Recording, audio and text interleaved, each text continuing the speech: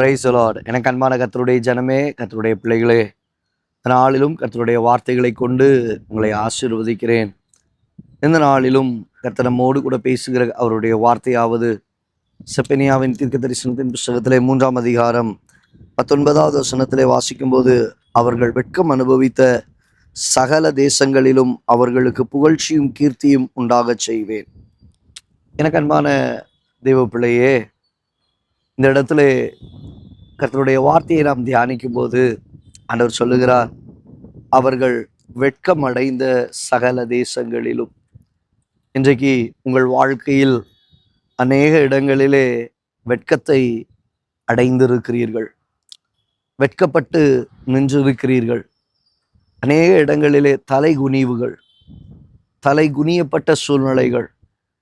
சில சூழ்நிலைகளிலே உங்கள் மீது எந்த ஒரு தவறும் இல்லை, உங்கள் மீது எந்த ஒரு தப்பும் இல்லை, ஆனால் தலைகுனிந்து காணப்பட்டதான அனுபவம், தலைகுனிந்து காணப்பட்டதான சூழ்நிலைகள். அதான் வசனம் அழகா சொல்லுது, அவர்கள் வெட்கம் அனுபவித்த சகல தேசங்களிலும். அப்போ இன்றைக்கு அநேக இடங்களிலே உன் தலை வெட்கப்பட்டு இருந்தது, சத்துருக்களுக்கு முன்பாக தலை வெட்கப்பட்டு இருந்தது, உங்கள் குடும்பத்தாராலே தலை வெட்கப்பட்டு இருந்தது. சில சூழ்நிலைகளில் பார்க்கும்போது உங்கள் பிள்ளைகளை நல்லா தட்டி கொண்டு வரணும்னு நீங்கள் நினைக்கிறீங்க, ஆனால் உங்கள் பிள்ளையின் நிமித்தமாகவே உன் தலை வெட்கப்பட்டு கிடக்கிறது, தலை குனிந்து கிடக்கிறது. எவ்வளவுதான் முயற்சி பண்ணியும், எவ்வளவுதான் காரியங்களை செய்தோம், பிள்ளை அதற்கு செவி சாயாதபடிக்கு, பிள்ளை அதற்கு செவி கொடுக்காதபடிக்கு. கருநாளில் ஒரு குடும்பத்தில் இவளோடு கூட பேசி கொண்டு இருக்கும் பொழுது, நல்ல திருமணம் ஆயாச்சு, பல நல் வழிகள், ஆனால் எவ்வளவு சொல்லியும் அந்த குறிப்பிட்ட அந்த மகன் கேட்கக்கூடாத ஒரு நிலையிலே மந்தமாக்கப்பட்டதான செவிகளோடு கூட அவன் காணப்படுகிறான்.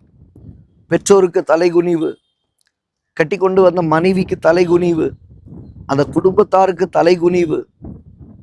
ஓ, ஏன்பா திருமணம் பண்ண அப்படின்னு கேட்டா அதுக்கு வார்த்தை இல்லை. இன்னைக்கு இப்படியாய் தலைகுனிவுகளை ஏற்படுத்தி அந்த தேசங்கள் முழுவதும் வெட்கப்பட்டதான நிலைகள். ஆண்டவர் சொல்லுகிறார், அவர்களுக்கு கீர்த்தியும் புகழ்ச்சியும் உண்டாக செய்வேன்.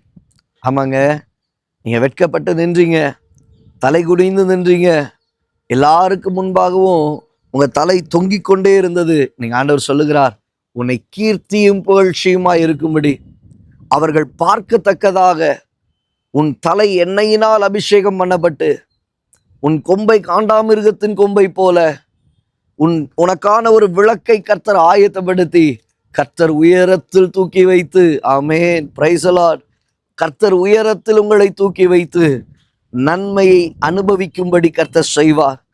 கீர்த்தியும் புகழ்ச்சியுமாக கர்த்தர் நிற்கும்படி செய்வார். வெட்கப்பட்ட சகல தேசங்களிலும் சகல இடங்களிலும் சொர்ந்து போகாதீங்க. ஆண்டவர் உங்களை கீர்த்தியாக புகழ்ச்சியாக உங்கள் பெயர் சிறந்திருக்கும்படி செய்து, அவர்கள் கண்காண உங்கள் கொம்பை ஓங்கி வளரும்படி கர்த்தர் செய்வார். உங்களை ஓங்கி காணப்படும்படியாக நீங்க புகழ்ச்சியா இருக்கிறத அவங்க பார்ப்பாங்க, நீங்க கீர்த்தியா இருக்கிறத அவங்க பார்ப்பாங்க. இது நிச்சயமாய் நடக்கும்.